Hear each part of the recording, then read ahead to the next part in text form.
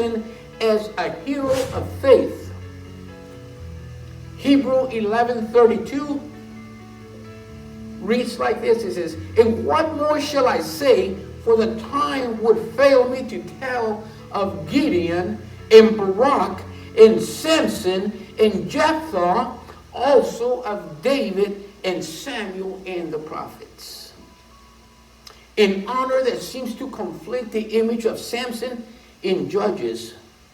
For example, that he was notorious for his involvement with Delilah that led to his downfall. Have you noticed that in every story, in every movie, that there's always going to be a woman that comes and takes a place that just seems to rob the heart of that character, of a leading man? Samson is our topic today. Okay, so likewise, as a Nazarite, that he was obligated to refrain from touching a dead body, to abstain from alcohol and from other products of the vine, and to avoid the use of a razor. And he clearly violated the first commitment. So chapter 13 verse 1 starts like this, and it says, "Again the children of Israel did evil in the sight of the Lord, and the Lord delivered them into the hand of the Philistine for 40 years." And you look at this and you say 40 years. Say, my goodness, that's 40 years. Some of you here are not even halfway there. Some of you just barely got past that point of 20 years. 20 something. And to think 40 years that you say, my goodness, as long as I can remember, if you're, I'm talking to the younger ones right now, okay? And you say, gosh, I still got 15 years plus, 20 years, 40 years. The scripture says that they were delivered unto the hands of the enemy, the Philistines, and they have to serve them, they have to be slaves to them, do what they don't want to do, be told what to do, whether they like it or not. But verse 2, it says, "Now there was a certain man from Zorah of the family of the Danites, whose name was Manoah. And his wife was barren and had no children. And the angel of the Lord appeared to the woman and said to her, Indeed now that you are barren and have no children, but you shall conceive and bear a son."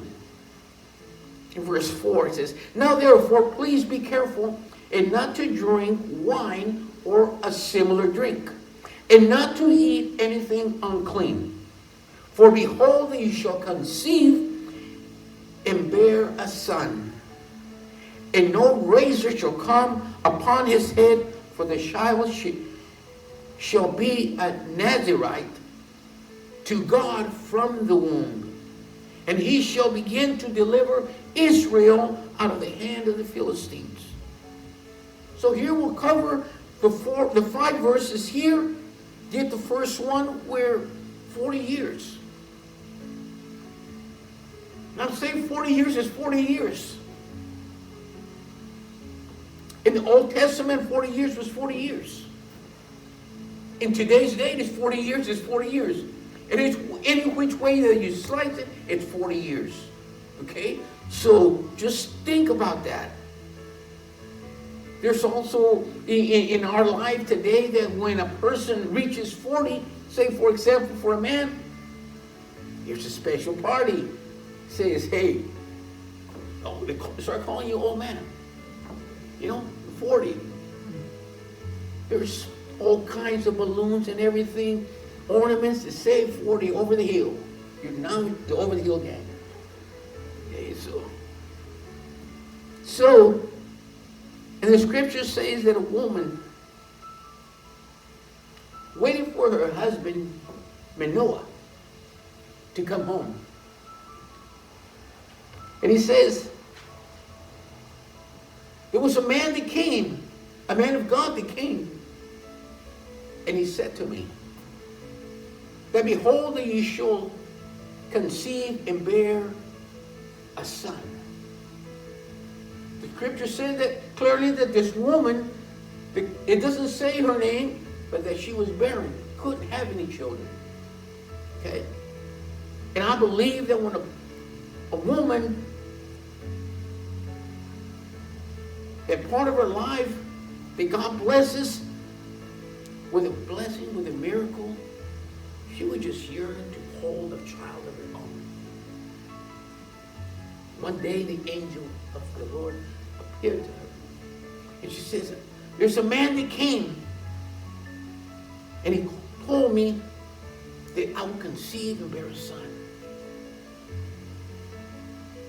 And his countenance was like the countenance of the angel of God. But I didn't ask him where he came from, and he did not tell me his name. But one thing he did tell me is that he says, behold, he says, be very careful not to consume any wine or a similar drink or to eat anything unclean. And also for a razor not to touch his head. For his child will be a Nazarite from the womb to God. Okay, so the man is listening. He says, the Nazarite. So what is a Nazarite?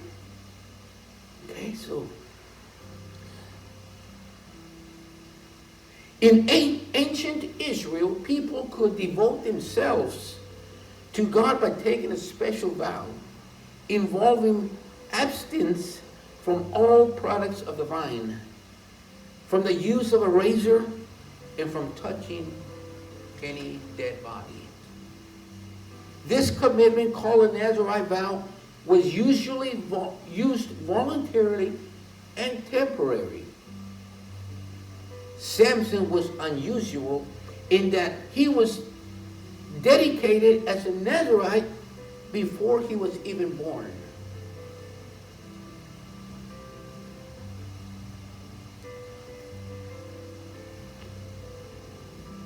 I did not ask him where he was from. And he didn't tell me his name. So now Manoah, he prays to God and says, dear Lord, could you please send us the man of God that you sent us the other day so he can teach us and tell us what it is that we are to do with the child that is to be born.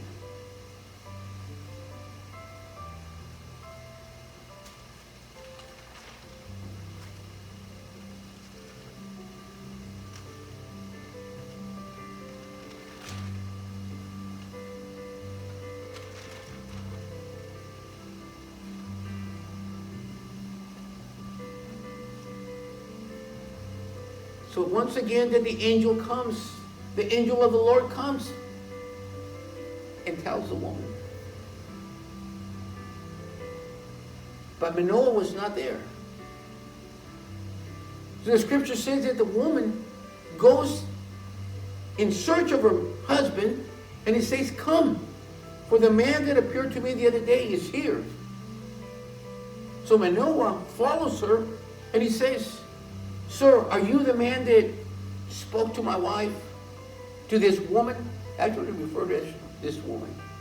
And he says, I am. He says, but I only came to tell her that she will conceive and bear a child. And I told her just to be careful not to drink of any wine or similar drink, and for no razor to touch his head, and to not touch a dead body.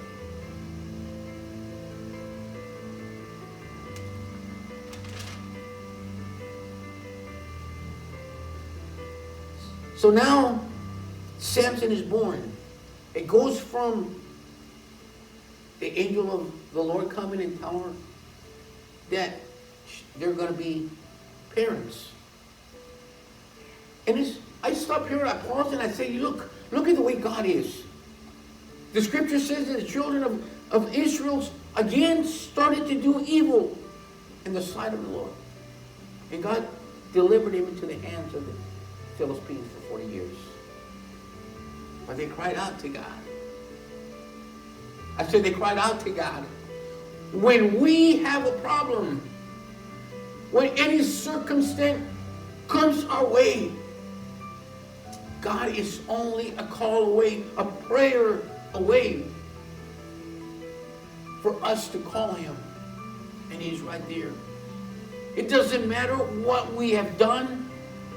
The children of Israel kept going back and forth. And this time it was for 40 years. And it speaks of this couple chosen from his children, that God uses a couple and he uses a woman that has been barren.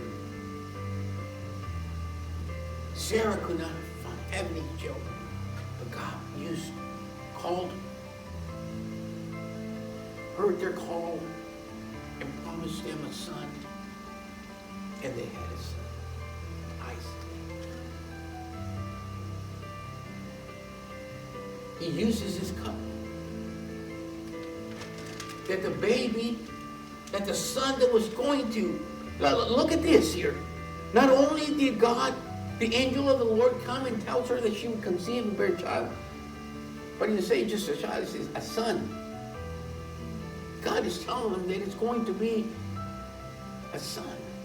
He couldn't say you're just going to conceive and bear a child. No, it's a son, because God has a purpose behind it, okay?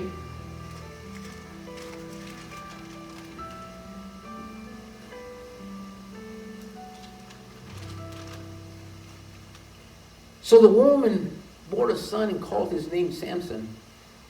And the child grew, and the Lord blessed him. And the Spirit of the Lord began to move upon him at Mahan, then between Zorah and Eshtaol. In chapter 14 starts, and it says, that Samson now is a grown man. And he says that one day that Samson went to Timnah, and there he sees a woman of the daughters of the Philistines. And then he goes up and he tells his father and mother and says, I have seen a woman in Timnah of the daughters of the Philistines. Now therefore, get her for me as a wife. Chapter 3. Then his father and mother said to him, and he says, give me verse 4.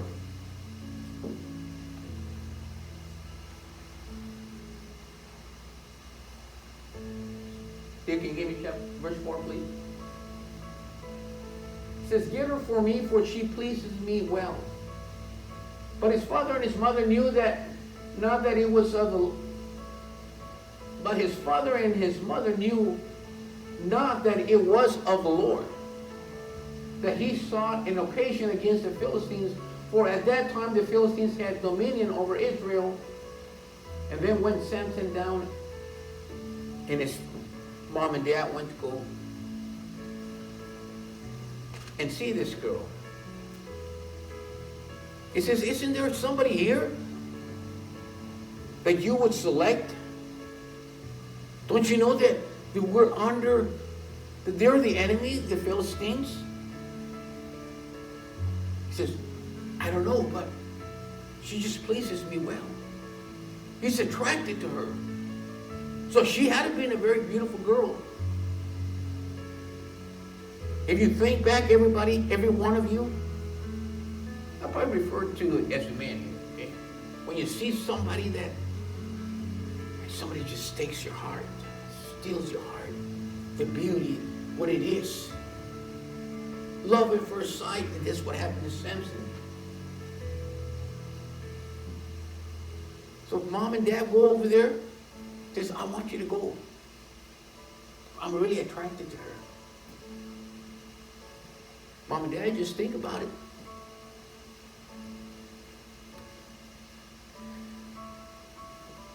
And the scriptures say that one day that he goes to Timnah, and then he comes to the vineyards of Timnah.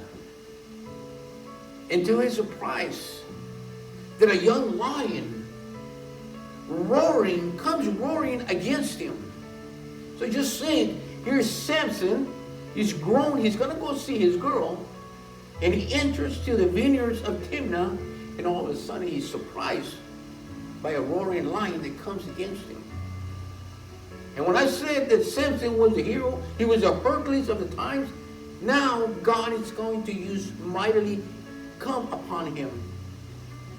And this is what the scripture says. It says, and that the Spirit of the Lord came mightily upon him, and that he tore the lion apart as one could have torn apart a young goat, though he had nothing in his hands, but that he does not tell his mother and father of what happened. So I could just see that at that moment that Samson realized the power that he had. Imagine him taking a lion. And I could picture this as I was reading this here, and I put myself in the message there, that he grabs the lion and he just, from the upper and lower jaw, and just breaks him. And I'm sure he probably did a twist on him and just broke his neck. And he killed the lion. And one day, sometime later, that when Samson goes to get her and gets to the place where he had killed the lion, that he goes aside and to go see the carcass of the animal that he killed. And the scriptures say that he comes to it and he happens to see that a swarm of bees had made a nest there. And they had honey. And the scriptures say that he takes some of the honey in his hands, and he went along eating the honey, going to his destination. And when he gets there, when he gets to where mom and dad are, that he says, hey, look, father, mother, I got us a treat. Scripture says that he gives it to them, and that they also ate of it. But see, they didn't know. He didn't tell them where he got it from. The scripture says that Samson throws a feast there for young men used to do so. And it happens when they saw him that they brought 30 companions to be with him. Scripture said that it was a feast that lasted 7 days. Okay. So now Samson had already married and everything, so he decides he's going to throw a feast. And there's 30 young men that come and they're invited to his feast.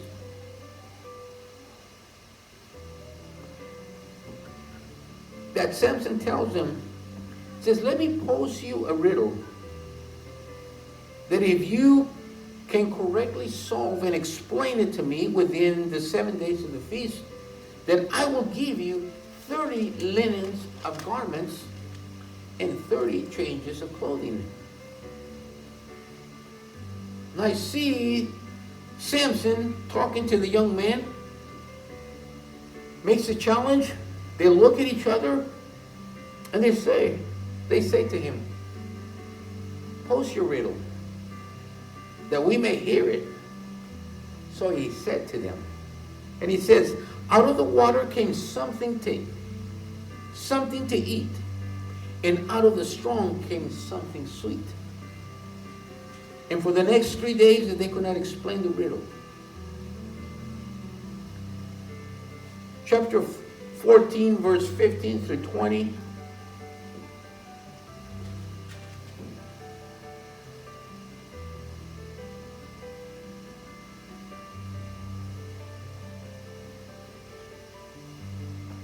And it came to pass that on the seventh day that they said unto Samson's wife, entice thy husband, that he may declare unto us the riddle, lest we burn thee and thy father's house with fire. Have you called us to take that we have? It is not so. And Samson's wife wept before him and said, thou dost but hate me, but lovest me not. Thou hast put forth a riddle unto the children of my people, and hast not told it to me. And then he said to her, behold, I haven't even told it to my father and mother. And shall I tell thee? And she went before him the 7 days. And while their feast lasted, and it came to pass that on the 7th day that he told her, because she lay sore upon him, and she told the riddle to the children of her people, and that the man of the city said unto him on the 7th day before the sun went down, what is sweeter than honey? And what is stronger than a lion? And he said unto them, if ye not have plowed in with my heifer, ye had not found out my riddle. And the Spirit of the Lord came upon him, that he went down to Ashkelon, and slew 30 men, and took their spoil, and gave the change of garments unto them which expounded the riddle. And his anger was kindled, and he went up to his father's house. But Samson's wife was given to his companion. I'll try to go back there a little bit and I'll say, Samson's wife kept asking and asking, what's the riddle? Why? Because now she had been confronted by the men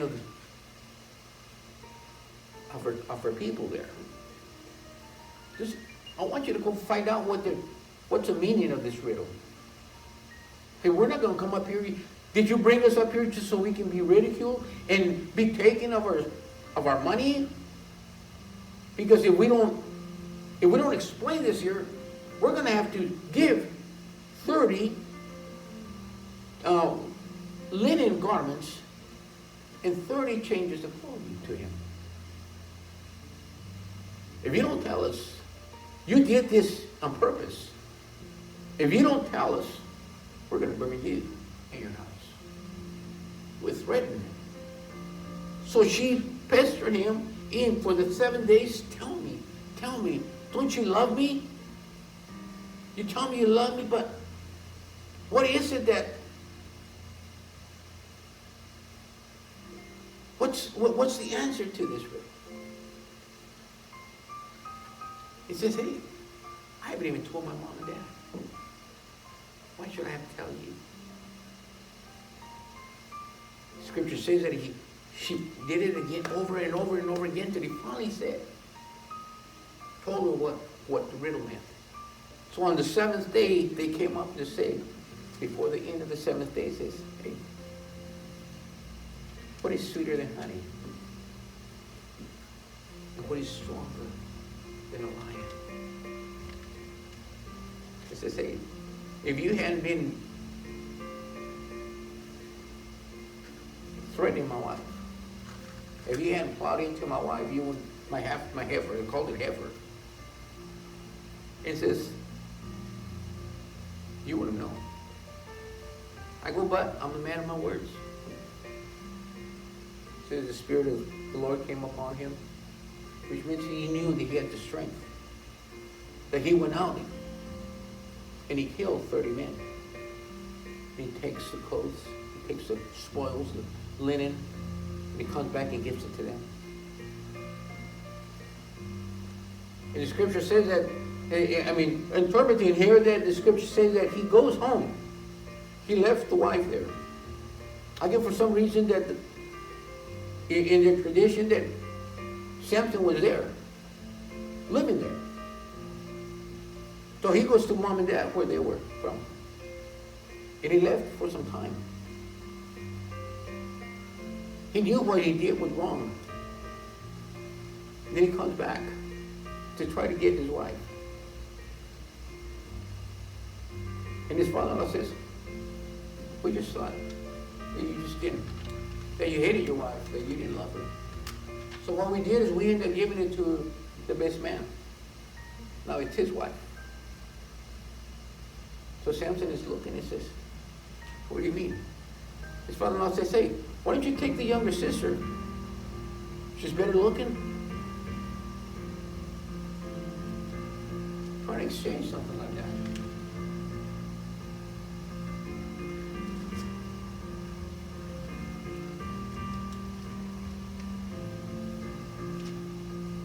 Give me chapter 15 under, Steve.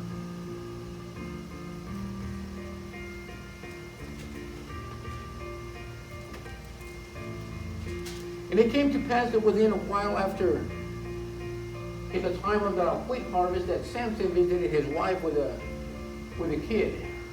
That's not a kid, a young kid, a child. It's a goat, okay? We call them kids when they're little, okay? So it says, and he said, I will go into my wife into the chamber, but her father will not suffer and let him go in. It says, and her father said, I verily thought that thou hast utterly hated her. Therefore I gave her to the companion. Is not her younger sister fairer than she? Take her, I pray thee, instead of her. And then Samson said concerning them, said, now I shall be more blameless than the Philistines, though I do them a displeasure. And Samson went and caught 300 foxes, and he took firebrands and turned tail to tail, and he put a firebrand in the midst between the two tails. And when he had set the brands on fire, that he let them go into the standing corn of the Philistines, and burnt up both the shocks and also the standing corn with the vineyards and olives. Then the Philistines said, who hath done this? And they answered, Samson, the son-in-law of the Timnite, because he had taken his wife and given her to his companion, and the Philistines came up and burned her and her father with fire. So still the Philistines came because Samson was tirade. He says, how can this be? I'm going to take revenge. Because I'm going to go. And with what I do, they're not going to come against me without being blameless. I have a right. The scripture says that he goes and he hunts and he kills 300 foxes. Or he gets 300 foxes. Okay. And he ties tail by tail. And then he puts a torch between them. And then he lets the foxes go. Okay, there's fire. They start running. Every direction. And where they were going, to the wheatlands, the corn, the vineyards, the orchards, everything caught fire. Philistines came, who did this? And they said, Samson, the son-in-law of the Timnite. Scripture says that they got so upset about it and everything that they go out there and go to his wife. They say, you have brought this on to it. Scripture says that they burn her and her father. She still ends up dying as how they had threatened her. Scripture says that he goes and he hides in the cleft of the along the seashore there, Samson was hiding. They go looking for him. But you know what? The time is here, and we're just going to have to continue next Sunday. Here, see what happens to Samson.